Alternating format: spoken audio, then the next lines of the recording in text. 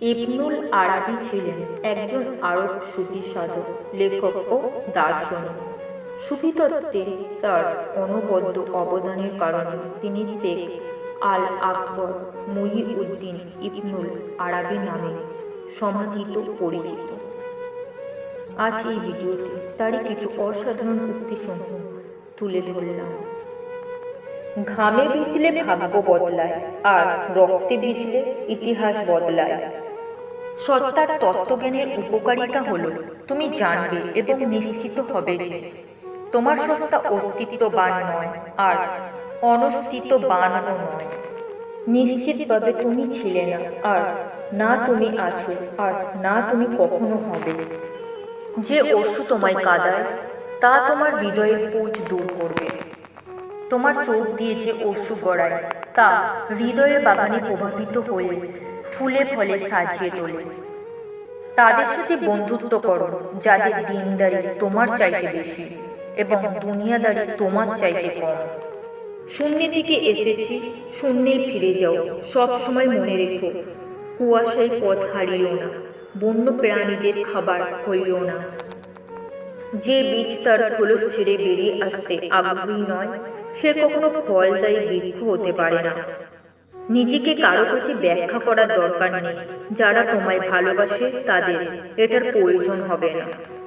পৃথিবীর সমস্ত সৌন্দর্য এবং যত চমক, সবকিছুর ব্যবস্থা শুধুমাত্র মানুষের জন্য, মানুষের বেঁচে থাকার জন্য, মানুষের সুখ ও শান্তির জন্য। যদি কেউ লড়াই করে, তা দখল ও করে, তবে তারা শুধুমাত্র দখলদার হতে পারবে, আর কিছু নয়। যে শুধু নিজের জন্য শান্তি খোঁজে, তার কাছে শান্তি থাকে না। শান্তি তার জন্য যে অপরের কল্যাণে নিয়োজিত। দুঃখ করো না, শুধু ঈমান ধরে রেখো। জোর করে কেউ এর মালিক হতে পারবে না। এখন তোমরা সেরকম পুনরুত্থানের দিক গণনা করছো। বীজ যেমন মাটি থেকে অঙ্কুরিত হওয়ার দিন গণনা করে, মুখ দিয়ে যে অশ্রু গড়ায় তার হৃদয়ের বাগানে প্রভাবিত হয়ে ফুলে ফলে সাজিয়ে তোলে। তোমার দৃষ্টি তোমার আয়না। মনে রেখো, তুমি অন্যকে যেভাবে দেখবে, অন্যরাও তোমাকে ঠিক সেভাবেই দেখবে। লোকে যদি তোমাকে মুগ্ধ হয়, তাহলে ভেবো না তুমি মুগ্ধ কর। আসলে আল্লাহ যে তোমার পাপগুলোকে ঢেকে রেখেছেন। লোকে তোমার উপর ঝুলানো, আল্লাহ সেই পদ্মাতে মুগ্ধ। এটা আসলে তুমি না, এটা আল্লাহর দান করা আবরণ। তোমরা আরো ভালো কাজ করতে পারো এবং এইসব ধ্বংসাত্মক আত্মমুগ্ধ হয়ে না পড়ো। পৃথিবীতে মানুষ হলো সৃষ্টিকর্তার মোহ। বৃক্ষ, পাখি, পাহাড়, মহাসমুদ্র, নদী, এগুলো কেন? সূর্য কেন পৃথিবীকে আলো দেয়?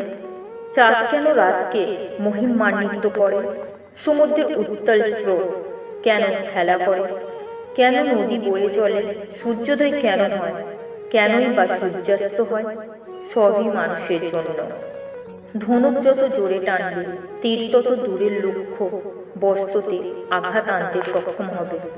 তাদের সাথে বন্ধুত্ব করো যাদের দিনদারি তোমার চাইতে বেশি এবং দুনিয়াদারি তোমার চাইতে কম।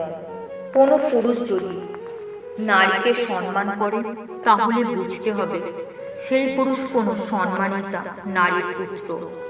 যে অশ্রু কাঁদায় তার হৃদয়ের পুঁজ দূর করবে। কখনো ভেঙে পড়ো না, হতাশ হইও না। ছোট ছোট পরাজয় বৃহৎ জয়ের হাত ছানি। তোমার প্রতিটি পরাজয় নতুন কিছু জয়ের আহ্বান। যে কথা গোপন রাখতে পারে না, তার কাছে কখনো গোপন কথা বলো না। তার গন্তব্য কোথায় হবে তা তার প্রচেষ্টার আলোতেই নির্ধারিত হয়। যতক্ষণ তোমার ভিতরে ঈমান থাকবে, ততক্ষণ তোমার সত্যও থাকবে। প্রজ্ঞাই মানুষের সবচেয়ে বড় সম্পদ। ব্যথা সবসময় ক্ষণস্থায়ী হয়। আঘাত ব্যথা না পেলে বিজয়ের আনন্দ কখনো উপভোগ করা যায় না। আল্লাহ তার বান্দাদের পরীক্ষা নেয়। পরীক্ষার সময় সবুর করতে হয়।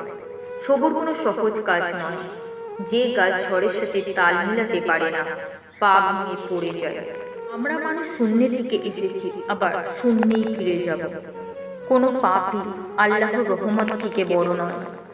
যদি তুমি অন্যের কষ্ট অনুভব করতে চাও, তবে তোমায় নিজে আগে সে কষ্ট অনুভব করতে হবে। কোনো কিছু পাবার জন্য জোর জবরদস্তি করো না। তুমি ঠিক ততটুকুই পাবে যতটুকু আল্লাহ তোমার জন্য বরাদ্দ করে রেখেছেন। আল্লাহর দর্শন অশরীরী অবস্থায় নয়, কিন্তু মুক্ত দৃশ্যমান ঘোষটাকে দেখতে হলে শরীর দেহ বিশিষ্ট তার সৃষ্টির রূপ দর্শন করো। আমরা যদি আল্লাহকে সহযাত্রী হিসাবে মেনে নিই, আমরা যেখানে ইচ্ছা যেতে পারব, আর না হলে আমাদের সঙ্গী হবে শয়তান। সাধারণ বান্দা থেকে আল্লাহর প্রিয় বান্দা হবার জন্য সবচেয়ে বড় ভূমিকা শয়তানের।